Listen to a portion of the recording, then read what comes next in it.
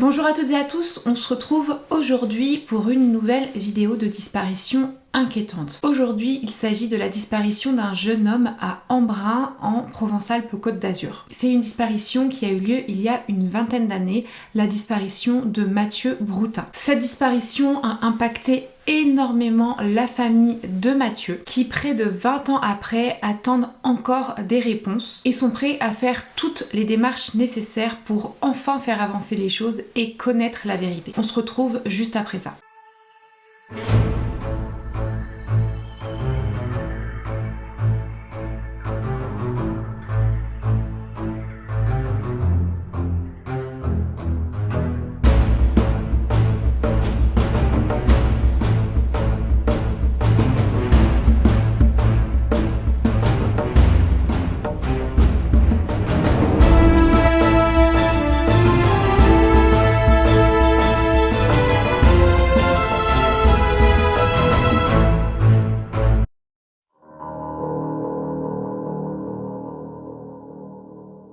Donc c'est aujourd'hui une disparition très peu médiatisée dont je vais vous parler sur ma chaîne, la disparition de Mathieu Broutin. Et c'est avec l'accord de son beau-père Thierry que je vous en parle aujourd'hui. Pour faire un petit rappel sur le contexte, Mathieu Broutin, à l'époque de sa disparition, donc en 2004, était un adolescent de 17 ans. Né le 4 juillet 1986 en région parisienne, plus précisément à Drancy, il a une vie et une enfance plutôt classiques, même si sa jeunesse a pu être perturbée par la séparation de ses parents alors qu'il était très jeune. Au moment de cette séparation, il avait 3 ans. Donc sa mère Brigitte et son père Freddy, après 5 ans de vie commune, ont décidé de se séparer. Et la séparation n'a pas été simple au début pour Freddy, surtout parce que Brigitte s'est vite remis en couple avec Thierry, qui est ensuite devenu son mari.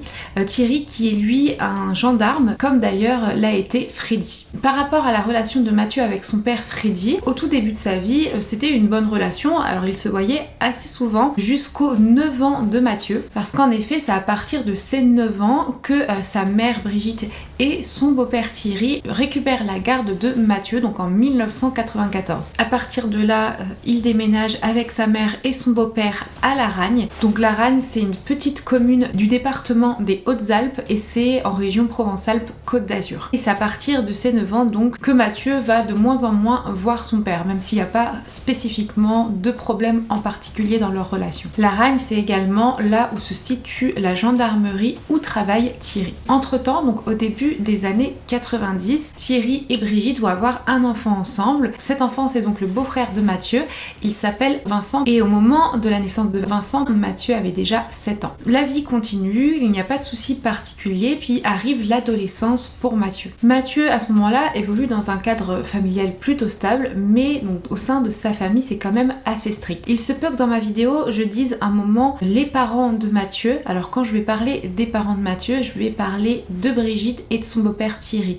Pour autant, son père, c'est bien Freddy, c'est simplement pour faciliter la compréhension. Je vous disais, le cadre de vie de Mathieu est quand même assez strict. Alors déjà parce que d'une part, sa mère a vraiment envie que Mathieu réussisse et donc pour ça, elle va travailler énormément de son côté. En tant qu'assistante de soins dans le milieu hospitalier, elle va vraiment tout faire pour que Mathieu puisse avoir les études qu'il a envie, de faire le cursus qu'il a envie pour pouvoir ensuite faire son métier de rêve. Et d'un autre côté, il y a Thierry qui lui est un gendarme de profession et donc il aime bien que chez lui ce soit bien carré et que ça file droit. Finalement, Mathieu lui décide de s'orienter vers un cursus qui va l'amener à devenir kiné. Et dans la région, c'est seulement le lycée d'Embrun qui lui permet de s'orienter le mieux vers cette filière-là. Et donc il va rentrer dans ce lycée d'Embrun qui est à 70 km du domicile familial et qui propose d'ailleurs de prendre des élèves en internat. Embrun, c'est aussi également une petite commune des Hautes-Alpes, toujours dans le département de Provence-Alpes-Côte d'Azur et pas loin du grand lac de Serpenson de la région. Lac de Serpenson dont je vous avais parlé d'ailleurs d'ailleurs dans le cadre d'une de mes vidéos sur la disparition de Monique Thibert à Boscodon que je vous mets ici. Finalement, c'est donc en 2003, à l'âge de 16 ans, que Mathieu va rentrer dans ce lycée à Embrun. Mathieu rentre dans ce lycée, puis commence une période assez compliquée, donc l'adolescence, parce qu'il commence à faire une crise d'adolescence. C'est une période difficile un petit peu pour tout le monde dans la famille, et cette période va faire ressortir certains traits de caractère de Mathieu, et très certainement certaines insécurités par rapport à son environnement familial. En effet, comme le rapporte Vincent, donc le beau-frère de Mathieu, dans l'émission Crime sur Énergie 12 qui a été consacrée à cette disparition, Mathieu était un adolescent qui aimait avoir son petit cocon et qui ne voulait pas être dérangé. Donc il s'enfermait dans sa chambre, il faisait sa vie et voilà, il voulait pas qu'on l'embête. Pour autant, c'était pas du tout une personne mauvaise, loin de là. C'est quelqu'un de très serviable qui allait par exemple rendre service à des personnes âgées de son quartier et qui était très ouvert aux autres. D'ailleurs, il était apprécié de beaucoup de monde. Il va commencer à travailler, à faire un petit travail. En effet, pendant l'été 2003, Mathieu voulait travailler et Thierry lui avait trouvé un job d'été dans une coopérative fruitière qui a duré 3 semaines. Cependant, il semble donc que la relation avec son beau-père Thierry était assez conflictuelle, assez compliquée, tout simplement parce que Thierry représentait à cette époque l'autorité maximale. On est sur le niveau maximum de l'autorité. En effet, de par sa profession, Thierry est gendarme. Mathieu, à ce moment-là, était contre l'autorité. Donc ça ne matchait pas entre les deux. Pourtant, comme lui avait bien répété Thierry, même à cette époque-là, il lui avait dit « Écoute, moi je te traite comme mon fils parce que je te connais depuis que tu es tout petit et par contre je ne suis pas ton père. » Donc il avait bien mis les choses au clair. Pour autant, quand tu as un enfant qui habite sous ton toit et que tu considères comme ton fils, tu es obligé d'instaurer une certaine éducation, même si tu ne veux pas prendre la place du père. De plus en plus, Thierry et Brigitte commençaient à découvrir Mathieu sous un autre angle. En effet, plusieurs mois avant la disparition, ils avaient découvert des photos de Mathieu dans sa chambre d'internat et sur ces photos, on le voyait avec des amis dans un parc en train de boire et de fumer de la drogue, donc du cannabis, et ça les avait beaucoup surpris parce qu'à la maison, Mathieu était contre le fait que Brigitte et Thierry fumaient même chez eux, et c'était comme s'ils menaient en fait une double vie. C'est à ce moment-là qu'on peut se dire que Mathieu se sentait très certainement pas très bien dans son adolescence. Il pouvait se poser des questions par rapport à sa place dans la famille. Malgré les efforts des uns et des autres, il y avait clairement de l'incompréhension, et Mathieu était en rébellion, et en étant en pleine adolescence, peut-être qu'il pouvait se sentir rejeté.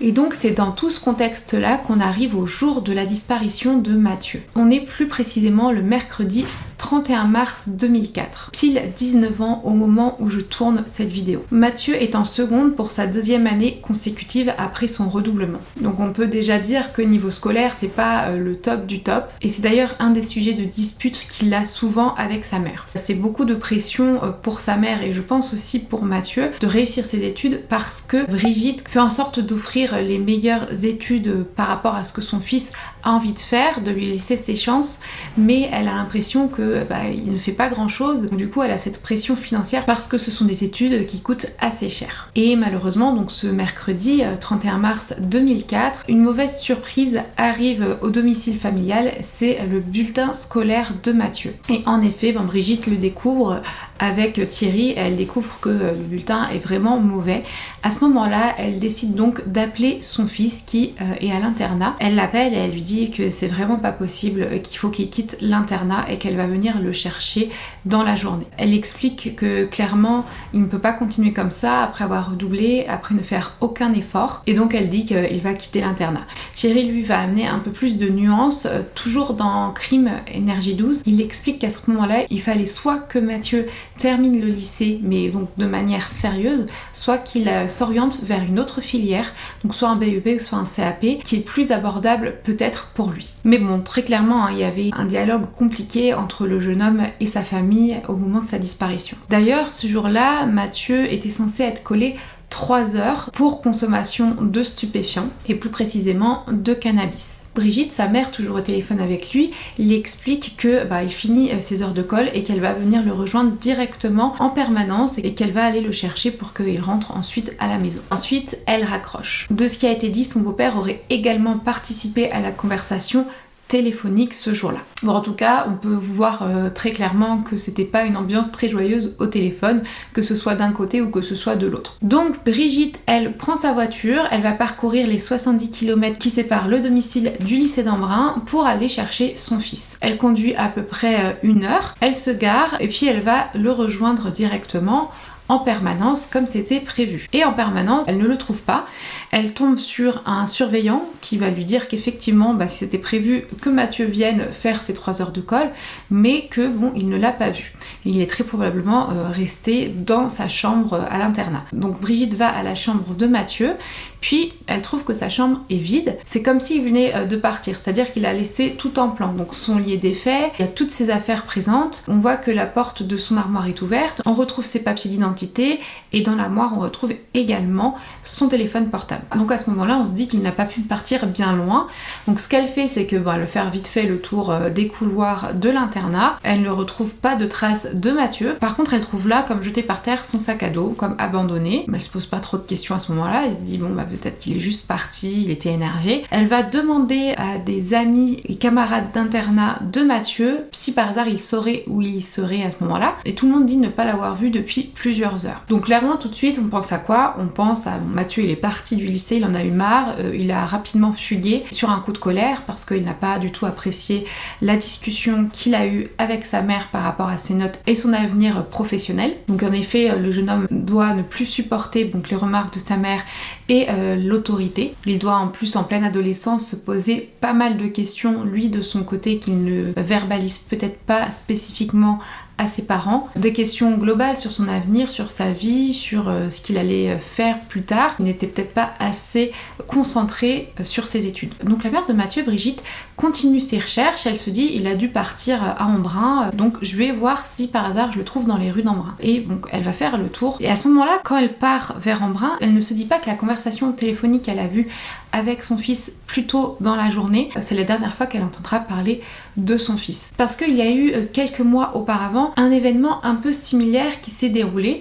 En effet, lors d'une permission pour aller aux toilettes donnée par l'internat, Mathieu était parti un jour sans autorisation du lycée et puis il était allé dans un petit parc juste à côté et puis c'est sa mère qui l'avait retrouvé là-bas. Donc elle s'est dit, il a dû me faire quelque chose pareil, je vais vite le retrouver, là il est peut-être juste énervé, il va réapparaître tout seul ou je vais le trouver.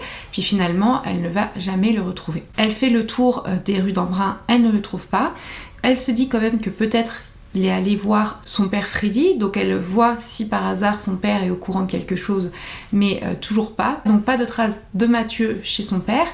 Et là, elle commence à s'inquiéter. Et c'est à 17h que Brigitte va informer de la disparition inquiétante de son fils à la gendarmerie d'Embrun. Elle décrit son fils mineur. C'est un jeune homme type européen caucasien. Il fait 1m85. Il est de corpulence mince avec des cheveux bruns et courts et des yeux bleus. Et au moment de sa disparition, il portait un blouson type ski de couleur beige avec des bandes grises sur les manches. Donc très rapidement, une enquête pour disparition de mineurs est ouverte et dès le lendemain de la disparition, on commence les recherches.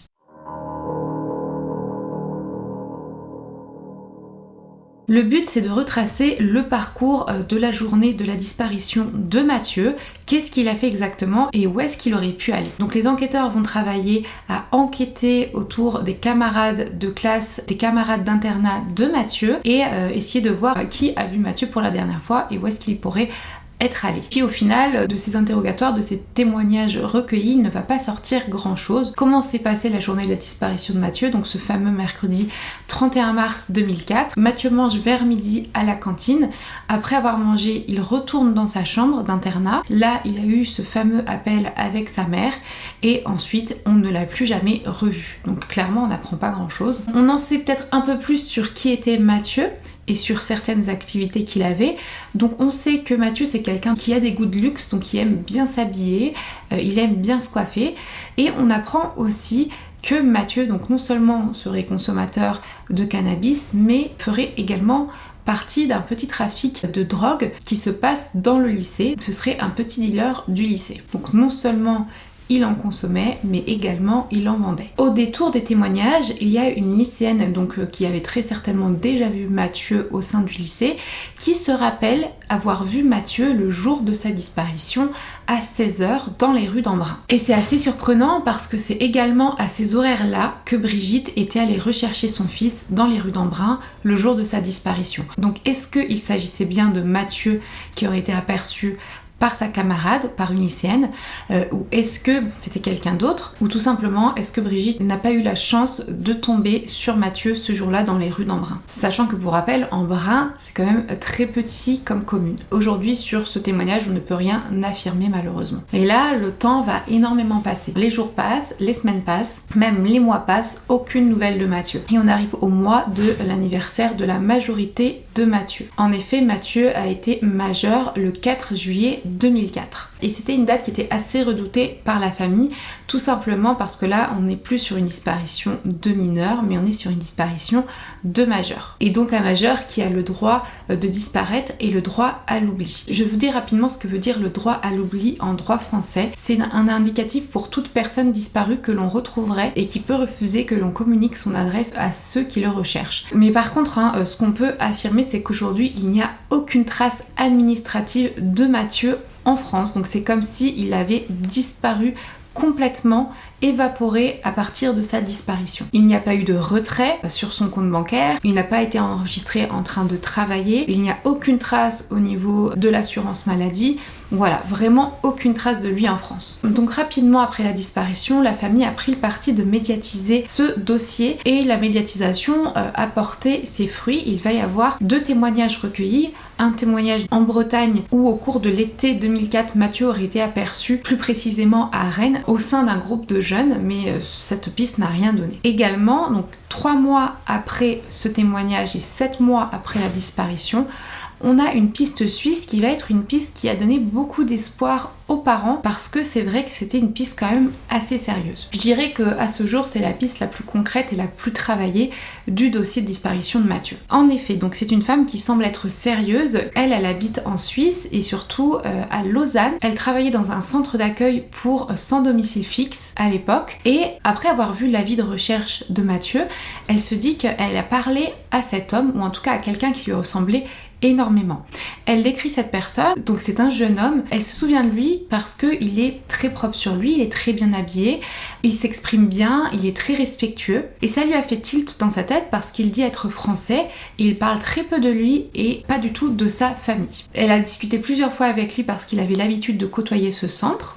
Et il dit s'appeler Karim. Le détail de la boucle d'oreille qu'il portait et du type de boucle d'oreille qu'il avait à ce moment-là a fini de convaincre Brigitte qu'il pouvait s'agir de son fils parce qu'effectivement Mathieu portait le même type de boucle d'oreille au moment de sa disparition. Et donc c'est en octobre 2004 que Thierry et Brigitte vont se déplacer à Lausanne, accompagnés d'ailleurs de cette jeune femme qui leur avait fourni le témoignage. Ils ont fait le tour des rues à Lausanne, le tour des centres d'accueil, des lieux qui pouvaient accueillir des sans domicile fixe. Malheureusement, ça n'a rien donné. Par contre, ce qui est bien et ce qui a été fait à l'époque, c'est que évidemment les gendarmes ont été mis au courant et ils ont rajouté un encart à l'avis de disparition de Mathieu en expliquant qu'il pouvait se faire appeler Karim. Malheureusement, cette piste ne va rien donner pendant plusieurs années. Ça va vraiment être silence radio et même sur ce dossier en général. Et malheureusement également, Brigitte va tomber dans une très forte dépression. Depuis la disparition de son fils, elle ne vit plus, elle survit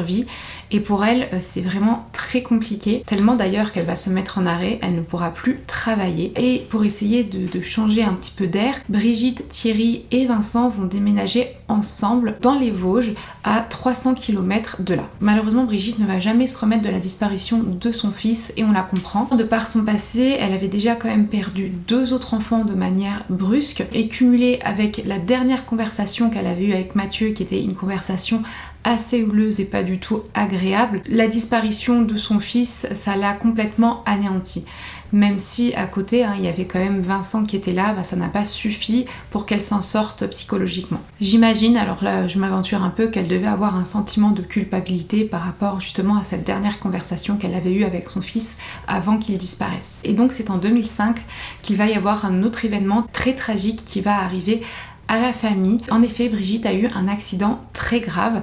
Elle a pris la voiture, on pense qu'elle a eu un problème, en tout cas elle était en panne et elle s'est garée au niveau d'un pont. Et malheureusement, elle a peut-être essayer de chercher de l'aide ou demander de l'aide au niveau de l'autoroute et elle s'est fait percuter par une voiture. Brigitte n'est pas décédée après cet accident, elle est restée très longtemps dans un état végétatif. Quand je dis très longtemps, c'est plusieurs années. Donc c'est une nouvelle épreuve à affronter pour Thierry et pour Vincent qui à ce moment-là a 9 ans. Donc pendant presque 5 ans, Thierry va aller d'hôpital en hôpital pour sa femme, tout en continuant son travail de gendarme et également en s'occupant de son fils Vincent. Donc ça a été une période très compliquée pour lui et surtout que l'état de santé de Brigitte va connaître d'énormes améliorations qui vont même donner de l'espoir à Thierry qu'elle retrouve une vie normale. Il va voir que des fois elle va pouvoir réagir à des conversations qu'il va essayer d'avoir avec elle. Alors c'est pas des conversations fluides mais au moins elle peut répondre par oui, par non. Elle va également sourire devant certaines comédies ou même être triste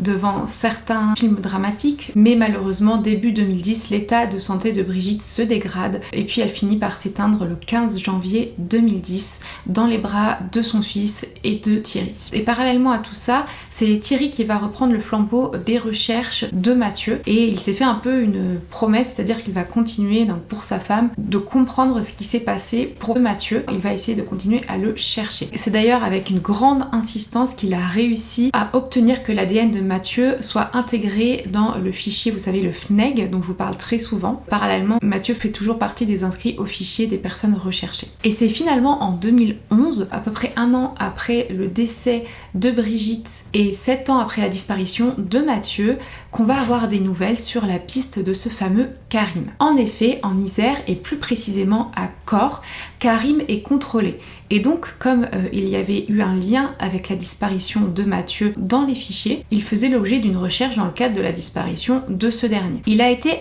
amené à la gendarmerie de Corps et il y a des vérifications qui vont être faites. Malheureusement, ces vérifications vont amener à montrer que Karim n'est pas Mathieu. Pourtant, il y a plein de personnes qui vont dire que c'est vrai que physiquement, il lui ressemblait énormément, mais Thierry m'a confié que lui, il ne trouvait pas spécialement de ressemblance entre Mathieu et Karim. Ça a été définitivement validé par la vérification ADN qui montre bien que Karim n'est pas Mathieu. Bizarrement, il va confier, Karim, que lui avait bien rencontré Mathieu dans un centre d'hébergement pour sans domicile fixe et que Mathieu d'ailleurs avait usurpé son identité à un moment où Karim s'était fait voler ses papiers. Malgré ces dernières révélations, il va y avoir aucune nouvelle information sur cette piste, la piste de Karim, la piste du sans domicile fixe, potentiellement en Suisse. J'ai essayé de savoir auprès de Thierry pourquoi est-ce que Karim avait dit ça, et Thierry va m'expliquer quelque chose que j'ai pu observer moi aussi en faisant mes recherches sur ce dossier. En effet, on trouve que Mathieu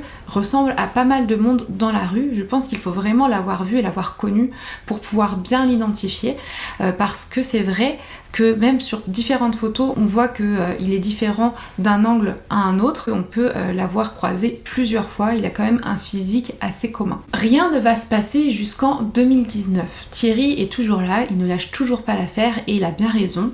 En 2019, donc après avoir pris connaissance de l'existence de Nordal Lelandais et des affaires dans lesquelles il est impliqué, Thierry va se dire que c'est peut-être possible que son beau-fils et était une des victimes de Nordal Lelandais. En tout cas, ce qu'il a fait, c'est qu'il a déposé une demande auprès du parquet de Gap pour que des recherches soient effectuées dans ce sens.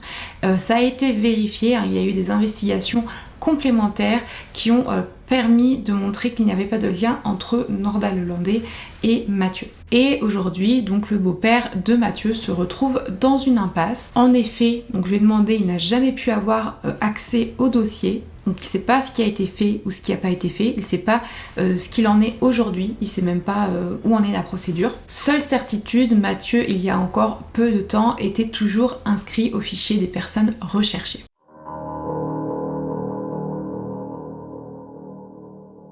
aujourd'hui, au vu du peu d'informations qu'on a, il y a encore beaucoup d'hypothèses possibles et aucune piste ne peut être complètement fermée. D'ailleurs, et je vais citer ce que Thierry a dit dans un média, pour lui, il est difficile d'avoir des convictions sur la disparition de son beau-fils. Il dit d'ailleurs, à nouveau je cite, il y a des jours où l'on pense qu'il est mort et d'autres qu'il est parti à l'étranger refaire sa vie. On n'a pas de piste, on imagine toutes les hypothèses. Et d'ailleurs, je vais vous en parler de ces hypothèses, à savoir que Mathieu, pour information aujourd'hui, aurait 37 ans, donc c'est quand même encore très jeune. On est obligé de citer cette hypothèse-là, l'hypothèse du suicide. En effet, on n'a aucune preuve qui affirme ou qui dément cette hypothèse-là. On sait que Mathieu était dans une période compliquée de sa vie, clairement, il n'était pas à l'aise au moment de sa disparition. Il était en pleine adolescence, en pleine remise en question. D'ailleurs, il était même très probablement impliqué dans une petite délinquance. Et après l'appel qu'il a eu avec sa mère, il a pu complètement perdre pied et décider de mettre fin à ses jours sur un coup de tête parce qu'à ce moment-là, il ne voyait pas d'autre solution. En effet, ça peut être validé par le fait qu'on retrouve toutes ses affaires dans sa chambre, comme s'il avait quitté précipitamment sa chambre avec son portable qui est resté dans sa chambre, ses affaires, et également son sac qui a été retrouvé, je vous le rappelle, comme jeté au milieu du couloir de l'internat. Après, on se dit aussi que s'il avait voulu mettre fin à ses jours, il n'aurait pas pu aller bien loin, on aurait probablement retrouvé son corps depuis, même si je vous l'accorde, c'est pas le cas tout le temps.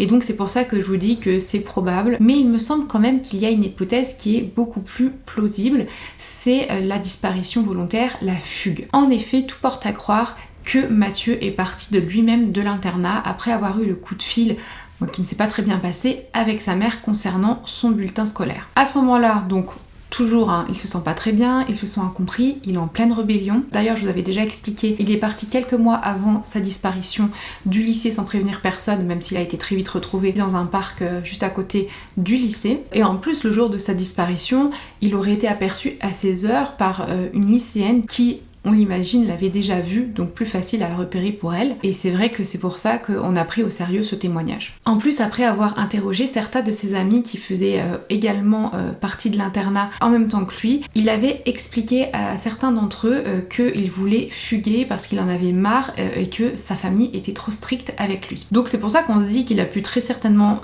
partir de lui-même et vouloir complètement changer de vie sans jamais se retourner, ne plus donner aucune nouvelle à sa famille. Je vais citer aujourd'hui Patricia Faguet qui a écrit Disparu sans laisser d'adresse et qui a essayé dans son livre de dresser un portrait robot du disparu volontaire. Et je trouve en effet que le profil qu'elle décrit correspond bien au profil de Mathieu au moment de sa disparition. Je vais vous lire et je vais vous citer ce qu'elle dit. Les disparus sont généralement de sexe masculin dans la grande majorité des cas. Les rares femmes fuient la plupart du temps les violences conjugales. Là on parle de disparus volontaires. Ils se trouvent souvent en situation d'échec professionnel et personnel. Elle relève également que beaucoup, je recite, n'ont pas connu de schémas familiaux structurés. Tout quitter du jour au lendemain, c'est un comportement extrême et généralement c'est un signe d'une carence affective dans l'enfance. Ces personnes sont dominées par une phobie de l'abandon que la première difficulté va réveiller. En raison d'un sentiment indéfectible d'être rejetés, les disparus sont souvent persuadés de ne pas être regrettés, d'autres n'ont même pas conscience qu'ils ont pu générer un manque. Je trouve qu'il est assez rare que des adolescents qui fuguent ne reviennent pas au bout d'un moment, ne reviennent jamais en arrière, ne donnent plus aucune nouvelle à ni leurs amis ni leur famille. Aujourd'hui en plus on n'a aucune trace de Mathieu administrativement. C'est pour cela qu'on pense qu'en effet il a pu fuguer, mais on peut combiner cette fugue avec une mauvaise rencontre ou même un crime. En effet, selon ce qui a été dit, Mathieu était apparemment consommateur de drogue et dealait au sein de son lycée. En soi c'est de la petite délinquance, mais on pense que Mathieu avait peut-être des dettes envers ses fournisseurs par exemple et que ça aurait pu mal tourner. On peut penser aussi qu'au moment de sa disparition, de sa fugue, il a voulu se réfugier chez quelqu'un qu'il pensait être un ami, peut-être un fournisseur, et finalement par rapport à ses dettes, ça aurait mal tourné. Ou par rapport à autre chose d'ailleurs. Peut-être que c'était une personne mal intentionnée. Selon Thierry, son beau-père, plusieurs indices pourraient amener dans ce sens. En effet, il m'a expliqué quelque chose d'assez intéressant parce que lui, il pense vraiment que Mathieu aurait pu être impliqué dans un trafic de stupéfiants. Il m'explique qu'environ 1 mois et demi, 2 mois avant la disparition de Mathieu, un paysagiste a découvert 1 kilo de shit dans un roncier pas loin du domicile familial et pas loin de la gendarmerie où travaillait Thierry. Donc ce kilo de shit a été saisi par les gendarmes, donc par la gendarmerie, encore une fois, où travaillait Thierry. À ce moment-là, à cette époque-là, Thierry se souvient que Mathieu tournait quand même pas mal autour de la gendarmerie, autour des bureaux, et il se demandait si ça n'avait pas un lien avec ce fameux kilo retrouvé dans les ronciers. Peut-être qu'il était venu repérer s'il pouvait le récupérer, ce qu'il allait être dit par rapport à cette saisie. Également, mais ça c'est quelque chose qu'ils ont vu mais qui n'ont pas pu rapporter de manière, on va dire, concrète dans un procès-verbal par exemple à la gendarmerie dans le cas de la disparition de Mathieu. À l'époque, Brigitte et Thierry avaient retrouvé dans les affaires de Mathieu 16 grammes de shit et la marchandise semblait correspondre, même s'il n'y a pas eu d'analyse précise faite dessus, à la même marchandise retrouvée dans le kilo par le paysagiste. Donc il s'est dit que peut-être c'était un fournisseur qui lui avait donné, et comme il n'a jamais pu vendre sa marchandise, il avait des dettes par rapport à ce fournisseur et que du coup il y a eu un règlement de compte et que ça a mal tourné. Ou tout simplement on peut également penser que Mathieu a pris la fuite pour protéger sa famille. Par rapport au fournisseur, c'est là qu'on rejoint la piste Nordahl-Lelandais, parce que vous me direz ça sort un peu de nulle part, mais pas complètement, parce que même si aujourd'hui cette piste a été abandonnée dans cette affaire, il y a quelqu'un qui avait rapporté qu'un fournisseur de Mathieu était une personne militaire avec des cheveux très courts qui habitait dans le coin et d'ailleurs qui aimait beaucoup les chiens type berger allemand. Donc c'est vrai que quand on connaît le profil de Nordahl-Lelandais, surtout à l'époque, ça pouvait totalement correspondre. Et à l'époque, Nordahl-Lelandais avait 20 ans. Même si ce fournisseur ou cette personne décrite ne correspond pas à Nordahl-Lelandais, on sait que cette personne n'a jamais été retrouvée et n'a donc jamais été interrogée dans le cadre de la disparition de Mathieu. En tout cas, à notre connaissance. Thierry, lui, pense à toutes les possibilités aujourd'hui, mais n'exclut effectivement pas le règlement de compte. Il pense d'ailleurs des fois à la rivière de la Durance, aussi au lac de Serponçon et au fait qu'il soit très profond. Et il pense certaines fois que c'est très probable qu'il y ait des gens qui fassent disparaître des preuves là-bas, voire même des corps. Donc aujourd'hui, je vous le dis, il n'est pas improbable que Mathieu soit encore en vie quelque part. Mais il n'est pas improbable également qu'il soit décédé. Donc quoi qu'il en soit, il est primordial que la famille puisse tirer un trait définitif sur cette histoire en obtenant des réponses à ces questions. Comme vous avez pu le voir, cette disparition a eu un impact considérable sur la famille de Mathieu. Et on le sait tous, ne pas savoir, c'est le pire. Évidemment, aujourd'hui, Mathieu a totalement le droit d'avoir refait complètement sa vie, mais retrouver une trace de Mathieu, ça ne veut pas dire mettre en contact Mathieu et sa famille. Il est aujourd'hui possible de retrouver des personnes et que la personne dise « Bah non, je veux pas que vous dites où je suis, je veux pas que vous donniez des informations identifiables sur moi. » Par contre, s'il est retrouvé, les gendarmes ou les enquêteurs disent qu'il est en vie, mais qu'il n'a plus envie d'avoir contact avec eux. C'est vrai que c'est dur, mais c'est quand même nécessaire et c'est une première étape pour commencer à faire un deuil et passer à autre chose. Encore une fois, je vous le rappelle, mais aux dernières nouvelles, Mathieu est toujours inscrit au fichier des personnes recherchées. Thierry m'a reparlé de cette fameuse question de la recherche dans l'intérêt des familles, ou la RIF, qui a été abolie en 2013. J'en avais parlé notamment dans le cadre de la disparition d'El Mekki Terak, dont j'avais fait une vidéo que je vous mets ici si elle vous intéresse. En effet, la police à l'époque de la RIF enquêtait, y compris lorsqu'une disparition ne semblait pas inquiétante. Malheureusement, les autorités ont mis fin à la RIF en invoquant la liberté de chacun d'aller et venir. Et en même temps, il y a plein de familles qui, alors qu'ils avaient entamé des recherches via la RIF, toutes les recherches ont été abandonnées d'un coup et ils se sont retrouvés, on va dire, très vulgairement, le bec dans l'eau. Aujourd'hui, Thierry vit encore avec cette histoire au-dessus de sa tête constamment. Il se dit souvent, et ça me fait un peu de la peine, que son beau-fils a pu partir par sa faute, par rapport à son autorité, par rapport à ce qu'il représentait, par rapport au fait que ses parents étaient stricts et par rapport tout simplement à son métier à l'époque qui représentait, comme je vous disais, le summum de l'autorité. Évidemment, aujourd'hui, si Mathieu, on apprend qu'il est en vie et qu'il décide de se manifester, il n'y aura aucun jugement par rapport à ses actes passés. Ce sera juste un grand soulagement pour tout le monde. Et je vais citer Thierry, qui a dit que c'est peut-être dur à dire, mais qu'il espère le retrouver vivant ou même mort. C'est une histoire de deuil qui est impossible à faire tant qu'on ne sait pas où il est. J'aimerais aussi montrer que Vincent aujourd'hui est un homme accompli. Il a 30 ans, il a avec sa compagne 2 enfants, il est infirmier, il est également pompier volontaire. Mais pour autant, ça ne veut pas dire que lui n'a pas subi cette disparition, parce que déjà il a perdu un frère, et en plus de ça, il a vu l'impact désastreux que ça a eu sur sa mère, mais également sur son père. Donc c'est vraiment une lourde histoire de famille, et il subit encore aussi aujourd'hui le fait de ne pas avoir de réponse à toutes ces questions depuis maintenant presque 20 ans. Donc si vous avez des informations, n'hésitez pas à me contacter, toutes les informations sont en barre de description de ma vidéo, ou tout simplement vous pouvez appeler le 17 si vous voulez appeler directement la police.